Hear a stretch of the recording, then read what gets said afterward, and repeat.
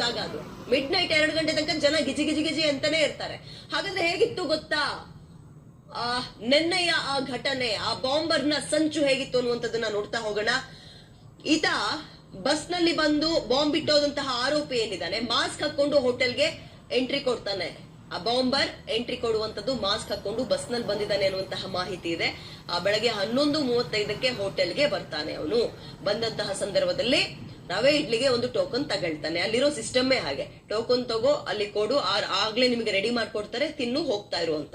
ಬೆಳಗ್ಗೆ 11:35ಕ್ಕೆ cash counter ನಲ್ಲಿ ರವೆ ಇಡ್ಲಿಗೆ ಒಂದು ಬಿಲ್ ಮಾಡಿಸ್ತಾನೆ. ಬೆಳಗ್ಗೆ 11:42ಕ್ಕೆ ಅವನಿಗೆ ತಿಂಡಿ ಸಿಗತ್ತೆ, ಇಡ್ಲಿ ಸಿಗತ್ತೆ.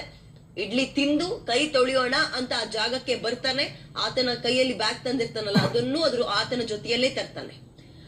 ಬೆಳಗ್ಗೆ 11:44ಕ್ಕೆ ಬ್ಯಾಗ್ ಡ್ರಾಪ್ ಮಾಡಿದಾನೆ ಆತ, ಎಲ್ಲಿ ಆ ಕೈ ತೊಳೆಯೋ ಜಾಗದಲ್ಲಿ.